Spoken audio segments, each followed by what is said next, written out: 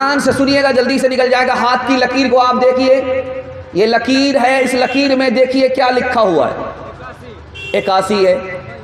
दूसरे हाथ की लकीर को आप देखिए क्या लिखा हुआ है, 18। 18 और 81 को मिलाइए, कितने का आदद बनता है, 99। अल्लाह ने अपने 99 का अदद आपकी हाथ की लकीर में पेवस्त कर दिया।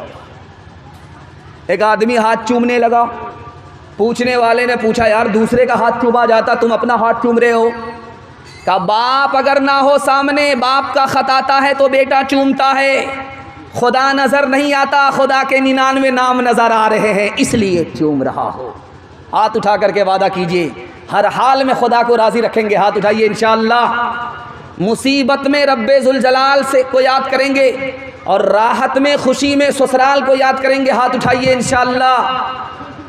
देखिए कितने होशियार दामाद हैं कि है ज़ात वाहिद इबादत के लायक, ज़बानो शहादत दिल के दिल और ज़बां की शहादत के लायक, उसी के है फरमा इताअत के लायक, उसी की है सरकार खिदमत के लायक। लगाओ तो लो से अपनी लगाओ, झुकाओ तो सर उसके आगे झुकाओ। नबी की सुन्नत के हवाले से दूसरा पैगाम तेज़ी से निकल रहा। अल्लाह आपको जज़ाए खैर। इतना अच्छा सुन रहे हैं कि मुझे डर लग रहा है कि कहीं आपकी नज़र ना लग जाए। अल्लाह इस नज़र मोहब्बत को सलामत रखे। बहुत अच्छा सुन रहे हैं, अल्लाह आपको जज़ाए खैर दे। याद रखिएगा, जिस आदमी के सर पर और जिस औरत के सर पर चोटी होती है, उस औरत के मुंह से बदबू नहीं आती। जिस मर्द के चेहरे पर दाढ़ी होती है, उसके मुंह से बदबू की बीमारी नहीं होती। चेहरे पर दाढ़ी नहीं है, औरत को सर पर चोटी नहीं है, उसके मुंह की बदबू कभी ख़त्म नहीं होती। लेकिन चेहरे पर दाढ़ी है, औरत के सर पर चोटी है, तो मुंह की बदबू नहीं होती। सुन्नत का कमाल देखिए कि एक आदमी नबी की सुन्नत को चेहरे पर जिंदा करता है, अल्लाह हमेशा के लिए उसकी मुंह की बदबू ख़त्म कर देता है। डॉक्टर अंबेडकर साहब को इस्लाम पेश किया गया, उन्होंने कबूल नहीं किया। पूछा गया, आप इस्लाम को अच्छा समझते हैं लेकिन कबूल क्यों नहीं करते हैं? कहा, मुझे 80% मुसलमान हिंदुस्तान का मुसलमान ही नज़र नहीं आता, इसलिए मुझे 80% मुसलमान हिंदुस्तान का मुसलमान नज़र ही नहीं आता, इसकी वजह से मैं इस्लाम कबूल नहीं करता। अब दौर देखिए कि अंबेडकर साहब इस्लाम से महरूम हुए। क्यों? हमने नबी का चेहरा नहीं बनाया, हमने नबी के बाल को जिंदा नहीं किया, हमने नबी की दाढ़ी को जिंदा नहीं किया, हमने नबी का लिबास नहीं पहना, हम नबी की सुन्नत से दूर रहे, लोग इस्लाम से दूर हो गए। आप देख लीजिए, यहाँ से लेकर के पंजाब तक कोई सिख आपको बगैर पगड़ी के, बगैर दाढ़ी के नज़र नहीं आएगा। और सिख की तादाद इस हिंदुस्तान में ऐसी है जैसे आटे में बाल, और मुसलमानों की तादाद इस हिंदुस्तान में इतनी है जैसे आसमान पर सितारे।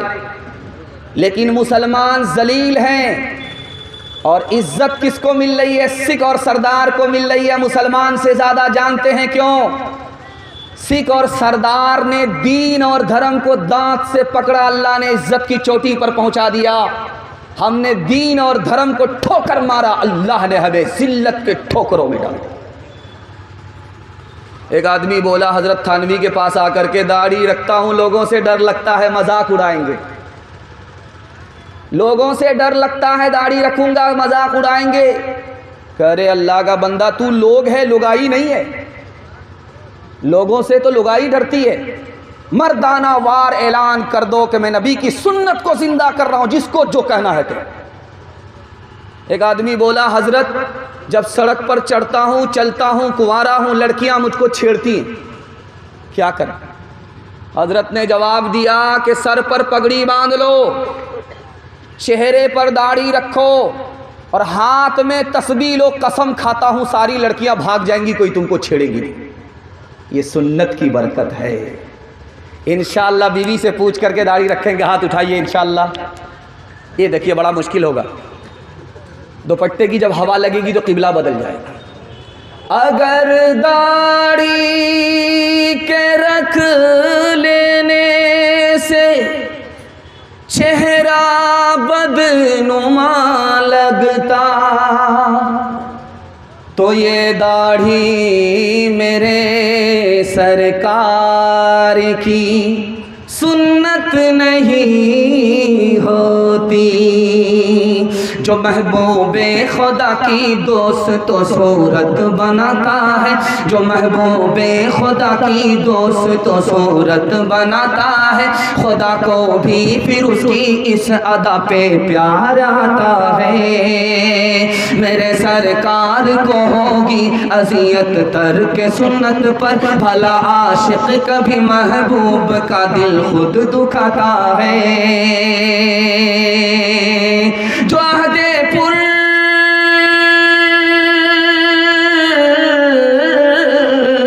अहदेपुर फितन में जिंदा कर दे एक सुन्नत को, सवाब उस पर यकीनन 100 शहीदों का वो पता है, सवाब उस पर यकीनन 100 शहीदों का वो पाता है। हाथ उठाइए, वादा कीजिए बिल्कुल सही जा रहा है, सीधे बुढ़ापे में दाढ़ी रखेंगे इंशाअल्लाह।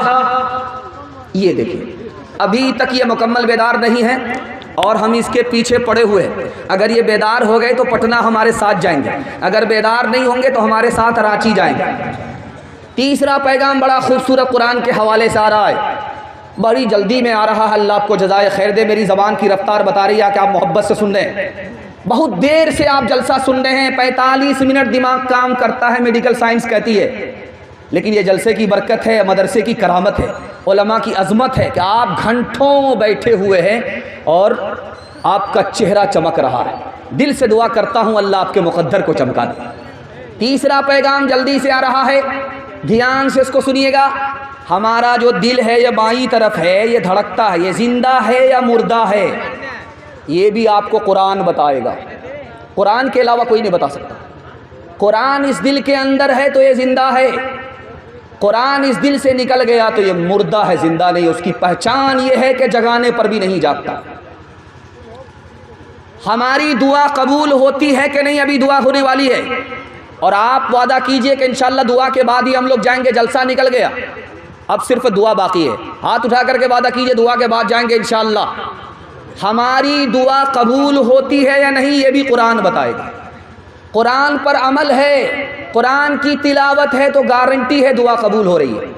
कुछ दुआ का समरा यहाँ मिल रहा है, कुछ आखिरत में ज़ख़ीरा हो रहा है। और अगर दिल से कुरान निकल गया तो हमारी दुआ कबूल हो भी नहीं रही है, न कभी होगी। अल्लाह से हमारा ताल्लुक़ है कि नहीं ये कैसे पता चलेगा, ये भी कुरान बताएगा। अगर कुरान से हमारा ताल्लुक़ है तो अल्लाह से ताल्लुक़ है, अगर कुरान से ताल्लुक़ नहीं तो अल्लाह से कोई ताल्लुक़ नहीं। ये कुरान अल्लाह की किताब है। साइंस बाद में आई, कुरान पहले। साइंस आज तक कुरान को गलत साबित नहीं कर सकी। ये पक्का सबूत है कि कुरान अल्लाह की किताब है। 1861 ईस्वी में 3 लाख कुरान के नुस्खे इस हिंदुस्तान में जला दिए गए। कुरान कैसे बाकी रहा आपको सुनकर के हैरत होगी। मदरसे के छोटे छोटे बच्चों ने चोरी छुपे कुरान सीखा, दूसरे को सिखाया। ये मदरसे का सदका है, मदरसे के बच्चों का सदका है कि कुरान भी बाकी है, इस्लाम भी बाकी है और मुसलमान भी बाकी। खानका में सवाल हुआ, यार मदरसे के आलिम को जहाँ भी जाओ मुर्गा मिलता है खाने को, मुर्गा क्यों मिलता? तो हकीम अख्तर साहब रहमतुल्लाह अलैह ने लिखा कि मुर्गा इसलिए मिलता है कि इन्होंने नफ्स को मुर्गा बनाया, फरमा बरदार बनाया। अब इसलिए जहाँ भी जाते हैं मुर्गा मिलता। एक बात आपको बताएंगे, आपका दिल बहुत मजबूत होगा। अल्लाह के रसूल ने आलिमों के लिए दुआ फरमाई, मेरे परवरदिगार मेरे आलिम को एक ज़मीन पर रोज़ी मत देना, पूरी दुनिया में उसकी रोज़ी फैला दो। अल्लाह के रसूल